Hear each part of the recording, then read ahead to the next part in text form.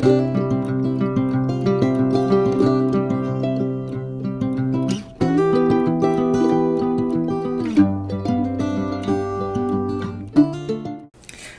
and welcome to another Woolverine video. Today's video is going to be about some of the herbal books that I recommend if you're trying to get started in herbalism. I've been asked probably hundreds of times by now, where's a good place to start? So I figured I would just show you 4 of my favorite resources for beginning herbalists and go from there. So this is the first one. It's called the Herbal Vademecum, which basically means it's like an herbal that goes with you. It has over 800 herbs, spices, essential oils, lipids, etc. It has them listed by common name, and then they also have your botanical name listed underneath that. So for instance, here's coriander. And coriander, the botanical name is Coriandrum sativum, from the Umbelliferae family. And so basically it's what's called a Materia Medica for each herb in here, which gives you the constituents, the uses, and any kind of cautions or contraindications. So reasons not to use it. This is a really good place to start if you're interested in learning about the herbs themselves, what makes them work, what family they're in. It's just a really basic reference. I still use it a lot. I've been an herbalist for several years now. I still use it a lot, especially if there's an herb I haven't really worked with, but I've heard of, and I can't really remember because there's so many. What it does, I tend to reach for this book before I reach for the internet because it's a little bit more reliable. And then I'm going to save this one for last because it's my favorite. If you want to get a little bit deeper into herbalism and the mechanisms of each plant, then I recommend this one. It's called Medical Herbalism, The Science and Practice of Herbal Medicine by David Hoffman. And he is very scientific in his approach to herbalism. We called it clinical herbalism. Medical herbalism is the same thing. It's just another word for it. And this will literally go over every aspect of herbalism. If you want to get more in depth than just being a home herbalist, this is a great place to start. It starts out with, an introduction to practices and principles, herbs, holism and science, classification of medicinal plants, an introduction to phytochemistry. Now, be forewarned, if you're interested in phytochemistry and you're not a science-minded person or not math necessarily, but not a science-minded person, you might struggle with it, but it is worth learning because when you go to make tinctures or different infusions, you need to know which constituents from a plant are soluble in which type of liquid, and phytochemistry is where you're going to learn that. So that's something, it's a difficult concept to wrap your mind around, but once you get it, it's definitely worth knowing. So it goes through, so he says an intro to phytochemistry, and then he goes a little bit more in depth with the different types of constituents. He has carbohydrates, lipids, terpenes, polyphenols, alkaloids, pharmacology, toxicity and contraindications, and then formulation and preparation of herbal medicines. That's part 1. Part 2 is treatment approaches in the body system, and he says, he goes through a model of the holistic herbal system. He talks about the different mindsets around herbal medicine and, the different cultural aspects of it. Then he talks about the digestive system, the cardiovascular system, the respiratory system, the nervous system, the urinary system, the reproductive system, the musculoskeletal system, the skin, the immune system, the endocrine system. And then he goes into phytotherapy and the elderly, phytotherapy, plant therapy, just another word for plant therapy, and phytotherapy in children, herbal actions. And he talks about the different terms that we use in herbalism. I'm just going to give you a couple of these terms. You'll have to do more research, or maybe I'll do some more videos on terms. But herbal actions, some are called adaptogens, alteratives, anti-catarrhal, anti-inflammatory. So you've probably heard anti-inflammatory before. It reduces inflammation in the body. Adaptogens help your body adapt to stress. Alternatives are really magical. That's something to look into. They basically do whatever you need them to do in your body. And then there's anti-catarrhal, which is, catara is this phlegm sort of situation you get going in your throat and your neck. And so anti-catarrhal herbs are going to be things that help clear and open the breathing passages in your chest. So, and he goes into a lot more. He goes antimicrobial, anti-rheumatic, antispasmodic, which basically is a muscle relaxer. So anything that is antispasmodic is going to reduce the number of spasms that you have in your body. It's going to relax the muscles. Antispasmodics.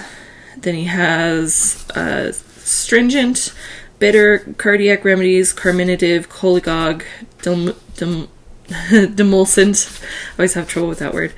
Diuretic, emmenagogue, expectorant, hepatic, hypnotic, hypotensive, nervine, and stimulant.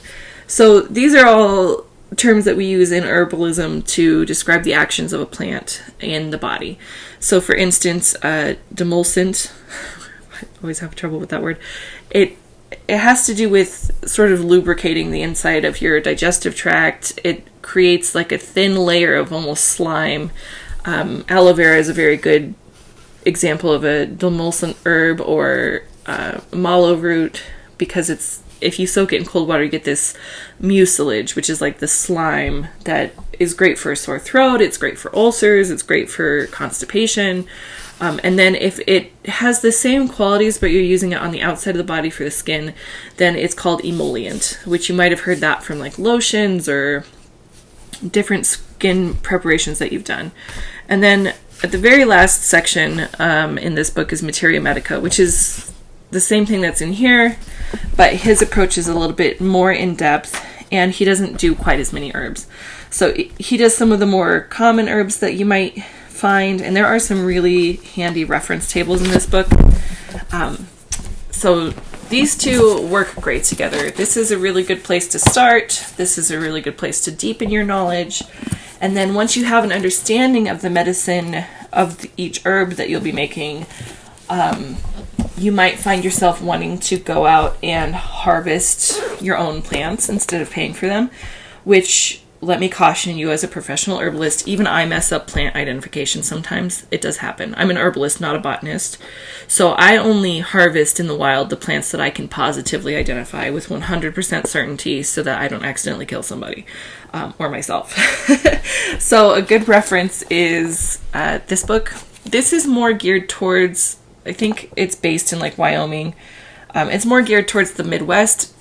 However, this book will help you identify plant families. It's a really good introduction to botany for anybody, anywhere. Even though the plants in here are focused more in the region where I live, you could gain a lot of knowledge and benefit from this book, even if you live in California, Arizona, anywhere, really.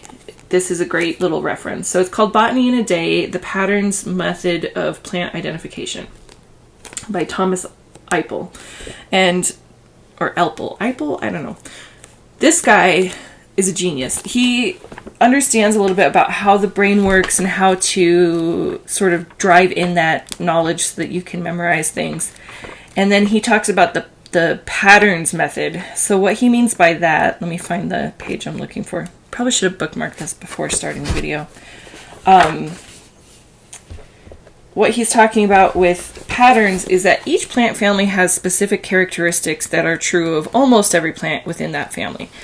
Sometimes every plant within that family. A good example is like mustards. Their seeds tend to come in pods, and they grow with 4-leaf flowers. So there's a pattern that you can use to identify a mustard family plant. Even if you can't identify the exact plant that it is, you might be able to identify that it's a mustard seed plant or a mustard plant, and then use that pattern to further decide what kind of plant it is using keys. So here we have a key to monocot flowers and a key to dicot flowers, or lily-like or monocot, dicot monocot. So This is the monocot flowers. Monocot meaning one leaf. So when they come out of their seeds in the ground, they only have one leaf. A dicot flower has two leaves coming out of the ground, and it will have, for the majority of plants that you're going to be working with will be dicot. These are dicot trees and shrubs. Key to regular dicot and irregular dicot. So what a key does is it basically, once you've identified some part of a plant, you can go to the key. So let's say you find yourself looking for the answer to a rose bush. Rose bush is a dicot flower because when it comes out of the seed, it has two leaves. Most plants are going to have two leaves. Very few plants have one leaf. Lilies are an example of that. Tulips, I believe. I have to think because it's not as common. Lily-like flowers, some aquatic plants, a lot of grassy plants are going to be monocot flowers, but for the majority of your identifying experience, you're going to be identifying dicot flowers. Again, dicot meaning two leaves, so when it comes out of the seed, it has two leaves. But what a key does is, once you've identified whether it's a monocot or a dicot plant, you can go and read the key. And these keys in this book in particular have it broken down by pattern. So if they have leaves opposite or leaves alternate, and again, that's a whole nother video, you can narrow it down. And then once you narrow it down a little bit, he has the plant families listed. So like here, for instance, he has the hydrangea family on page 125. I'll show you. And the hydrangea family, I love the illustrations in this book, is here. So maybe all you're trying to do is, to begin with, to identify the family that a plant is in, and then to get to know that family. You know, you're going to meet that family of plants. So let's say that we're trying to meet hydrangeas. We want to get to know hydrangeas. So what we would do is we turn to this key, and then he talks about the different patterns that hydrangeas have within the family of hydrangeas. They typically have a bush anemone, which is this kind of like floofy gathering of flowers. And then he talks about mock oranges and hydrangeas. If you have a mock orange or hydrangea in your yard, then you have met the hydrangea family. I do also adore and love and cherish the fact that he talks about the plants in this book as though they're people, because to us herbalists, they are. They're beings. They're not just things. And once you get to know plants and you start to speak to plants and you sit down and you identify and meet the family, they become that to you as well. And then you can never kill another houseplant because you care too much. They're people. So I know it might seem a little overwhelming, like I'm throwing a ton of knowledge at you, but I guarantee you, if you get this book, you start at the beginning, you'll be able to confidently identify several different plant families within a day, one day. He really does make it simple. It sounds more complicated than it is because you've probably never heard of how to do botany, you've probably never been introduced to botany, but I will tell you that this book is the reason that I can identify plants. It makes it very simple. And again, even if you're not in the Midwest and the plants listed in this book aren't that great, you can still identify the plant families that are listed within this book in your region. And then you can find a more regional key for your specific plants. But this is just a really good place to start if you're interested in identifying your own plant families so that you can wildcraft or harvest plants in the wild. Love this book. Love the illustrations. Like, how beautiful, right? Just absolutely gorgeous illustrations. I could just look at this book all day. Gorgeous. So this one definitely, of the three I've shown you so far, this would be the one that I absolutely recommend. If you just got these two, you'd be off to a really good start. But then you might ask, all right, I know about the herbs, I know about their actions, but what do I do with them? That's where my favorite one comes in. This is the Herbal Medicine Maker's Handbook, a home manual. And this gentleman here, James Green, a lovely man, I've watched a lot of his videos and talks and things. He teaches you throughout this book how to make absolutely every type of medicine you can think of. So for instance, I just turned to chapter 14. Again, beautiful illustrations by the wonderful Anja Green. So I think that's his wife. Or maybe his daughter, I don't know.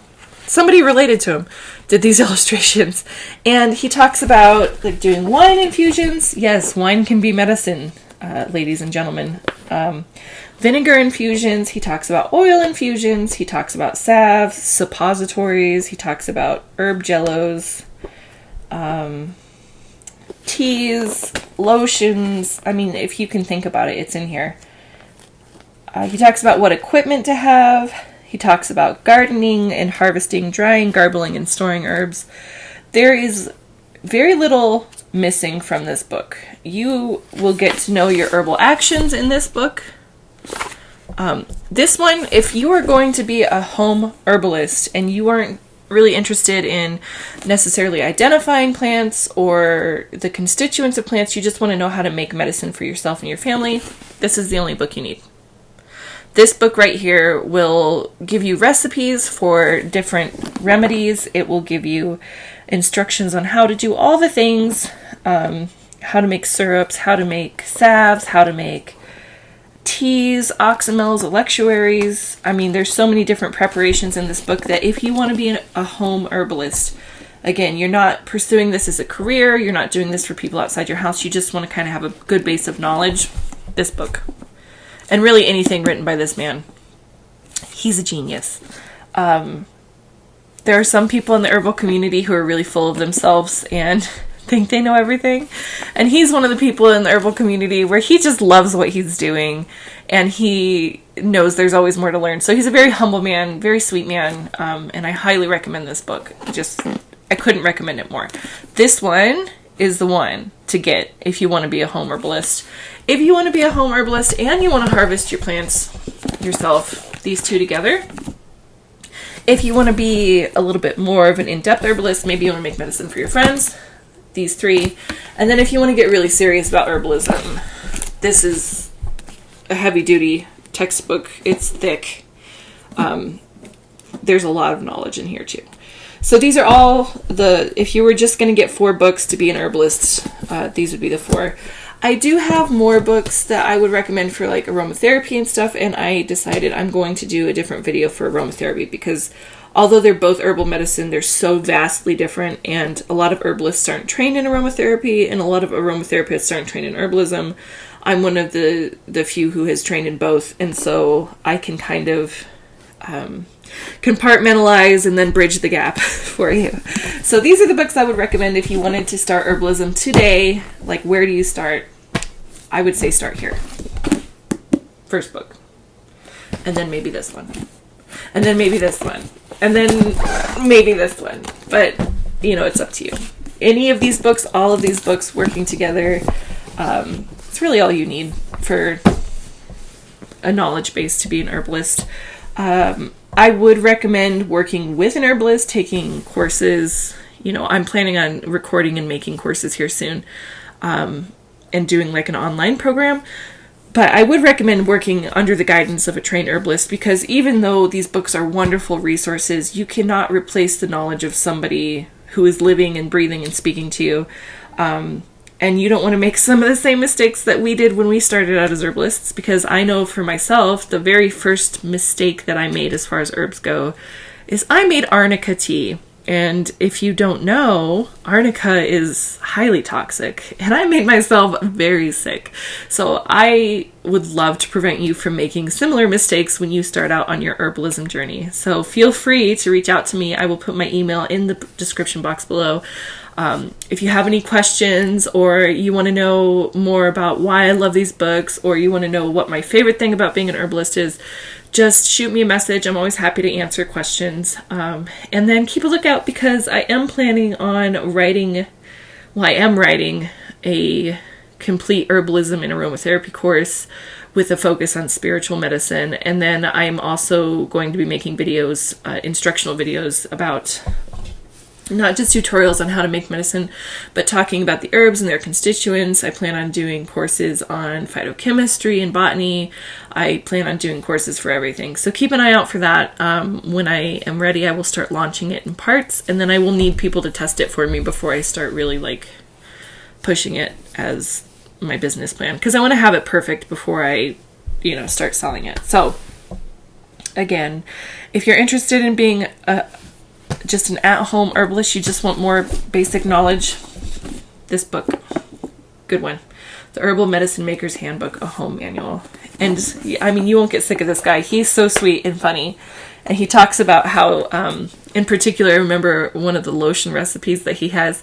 He talks about how he's made lotion thousands of times, and it's when he's showing off and thinks he knows what he's doing that it comes out wrong. So it's that humble attitude that will make you go a really long way as an herbalist. Don't ever think you know everything, because nature will humble you.